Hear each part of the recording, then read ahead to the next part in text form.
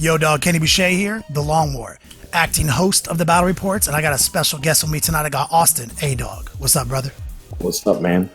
We got a special battle report. This is an old school battle report. This happened a while ago at a small 500-point tournament down out in Fayetteville. This was actually a escalation tournament. This was 600 points, then it went to 12, then it went to 1,800. That's kind of how Rob liked to do it. All right. And so I remember hearing about this. We had the footage in the archives. Decided to pull it out today for you guys. And luck of the draw, you played Juice first round. Yeah, we laughed. I was trying to build my list for the later rounds for Juice's list. Turns out we played him round one, and it was a good time. All right. So walk me down what your 500-point list or your 600-point list is. Taking Renegades. So we've got an Enforcer, 2 individual Wyverns, a squad of 2 Rapier laser destroyers with the veterans, so that makes him +1 ballistic skill, and a Renegade Knight with a Gatling gun, D-sword, and the crack missile launcher. Nice. I love it. That's such an over-the-top 500-point list. People just are not ready for those types of lists. Now, what kind of mission you guys playing here? I do believe it was progressive. This was a progressive game, so a couple objectives on the table. And it's such small numbers. These units make a big difference. So basically, starting on turn 2, you score a point for every objective you hold. And there's maybe like a table for that. Like, hold this many objectives while your opponent doesn't. It's basically a classic progressive style mission structure. Absolutely. Cool. And what kind of deployment are we going to be playing today? This is Dawn of War. It was game 1. I believe Dawn of War is pretty straight, obvious. Game 1. Is it straight across or that's Dawn of War straight across 12-inch deployment zones? Yep, 12-inch deployment zone. Let's do this thing, guys. And here it is. Here's that amazing 600-point army you were talking about. But let's take a look at Juice's real quick. Looks like Juice is rocking a Demasteron, a Malanthrope, a Flying High Tyrant, 1 unit of Gaunts, and the Nutsack. Is that the Messetic Spore?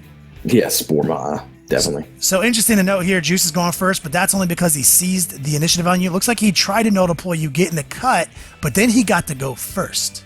He did. So this played out in my favor, I believe, just because he was playing so defensive. He didn't have everybody on the table to start the game. So classic. We call this getting Juice. Juice has done this before. He shouldn't even try to seize the initiative, but he's making plays. He looks like he's moving the Flying High Tyrant up, try to get first blood on that Wyvern chilling. I don't know what kind of cover you have on there. Did you get any kind of Warlord trace to increase your cover? I did. We had the Night Fighter, so +1 cover. I think that's what it is. So he only pulled down 2 whole points on that Wyvern when he was expecting to get it right there. And here's your turn. What's your play?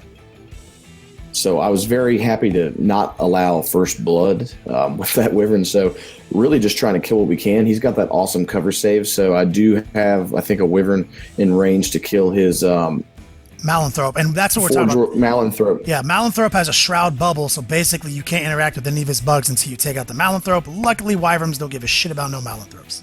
Yeah, and obviously high toughness. I rolled very well. But you have shred on them, so I mean. He rolled poorly with his saves. I mean, he only has like a 5-up save, so like it was pretty obvious, in my opinion, that you were going to get it. So you got first blood, and you blooded the Flying High Tyrant, so he's not full up anymore. And here we're going into Juice's turn 2. He's going to make the best move he can. He's going to move that Flyer into a position to take out your other Wyvern, or you're the first Wyvern, I think, by getting on top of this building, hitting it with the Haywire Flamer, and dropping its last 6 shots into it if he has to. But that's pretty much GG right there. He had 1 whole point to get, so he made the safe play and the right call to just get a Wyvern off the table. And that's huge because his Gaunts are in reserves, and they can't really come on safely until these things are neutralized. Absolutely, they're almost auto wiped if they're on the table with Wyverns. So walk me through this. This is your turn. Looks like you're setting up to make some kind of push. What's going to go on here? We're trying to box that Demasteron in. We do know he's a beast in combat, but he can't handle a Knight, especially at 600-point game. So we're kind of forcing him back while aiming all of our firepower at that Flyrant. So essentially, The null the only deploy thing, yeah. is actually working against Juice now. He's boxed himself in because of this null deploy. And it looks like you're going to pick up 3 progressive points on turn 2, going into Juice's Absolutely. turn 3. And due to the fact where the objectives are, we know where his Gaunts are going to come in because they don't want any part of the Titan either. So we kind of forced him to that. We really forced him into going where we need him to go. So he's definitely got to bring those Gaunts in on the left flank. He scores no progressive points this turn, but he has play still. Looks like he's scoping out your Wyvern. And as we know, Flying High Tyrants don't give a shit about no 3 whole point armor 10 on the side vehicles. No, it's auto dead. Auto dead all day, every day. He flew in there. Looks like he gets rid of the Wyvern. Now the Gaunts on the left flank are protected. So this is a good move by Juice right here, doing the best he can with sort of juicing himself in his own deployment. Yeah, I obviously killed the Wyvern. But now the Gaunts are on the table, so I have another viable ground target to shoot at. Yeah, and as he keeps pulling the Damashron back anyway, because he literally can't even walk around this building without getting charged with a Night Titan, so he's almost got no play there, but it is keeping your Night Titan in one place. Yes, he did keep my Night Titan from charging Gaunts, just by baiting me into the corner there. But I'm okay with that. It turns out the Night Titan's range for his guns are plenty enough, I think, to kill these Gaunts. Yeah, so you're now moving officially to his deployment zone on your turn 3. You're just like saying, this is official. I live on this objective. You can never pop out to this objective, Damashron. I Absolutely. have full range of the battlefields. Also, what happens to this Hive Tyrant in this turn?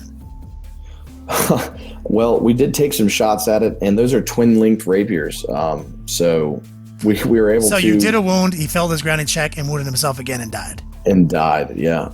Bad rolls for Juice all around. So Juice has a tough turn 4. He's got this flank reinforced. He's going to just do the best he can with the hand that dealt to him. He's going to try to run up, it looks like, and try to take that progressive objective. Try to get some points, because I don't think he has any disillusions that he's losing this game. So he wants to go out swinging, get some points. Looks like he's going to move that Damashron up, maybe threaten you, maybe make you charge him through cover. So I don't know what his play is here with the Damashron. He doesn't have a lot of good options as we scope this battlefield. Absolutely. Anybody that knows Juice, like, he's not a quitter, so he's going to make you fight for every point. He's just trying to get what he can here. That Night Titan is definitely making it hard on him. Yeah, he's definitely trying to make you charge him, because otherwise you go first, because he would have to charge you through cover. Doing the best he can. He's positioned to get this objective if these guys can hold out. He's trying to make you think about what you want to do.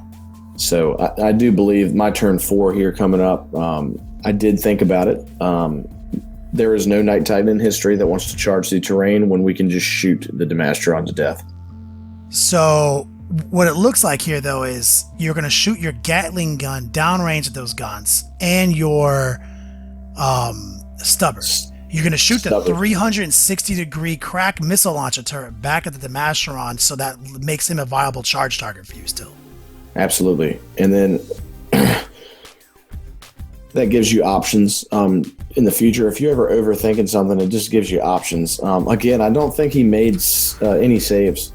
So no, I mean, it looks like so whatever happened, so however it played out, you aced the Gaunts, you aced the Damashron, you have literally tabled Juice on turn 4 at the 600 point level in round 1 of an escalation tournament. Juice will never live this down.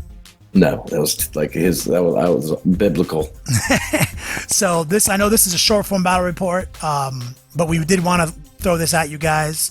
We'll do a quick breakdown right now. Is this how you planned that game? Because you told me you knew you were going to this tournament and you knew some of the other talent that was going to be there. So obviously, if you're going to go to an event, you think like maybe 20 or 15 people are going to be there, but if there's 3 of them that you have to gear up for. Was Juice one of those people? Oh, absolutely. I had some psychic powers is what I escalated to. We started putting some level 3 sorcerers on bikes with a spawn star kind of thing going on, and I had the Bale Star of Manon, so I could twin link my Night Titans, so I could shoot those Flyrants. But luck of the draw, I get them turn 1. Didn't really have an answer, but when you roll all 6s to shoot his Flyrants, they tend to die. Well, that's some ace tournament tech. Going in prepared to play people. There's still complete random elements of events. You always have to think about that matchup game.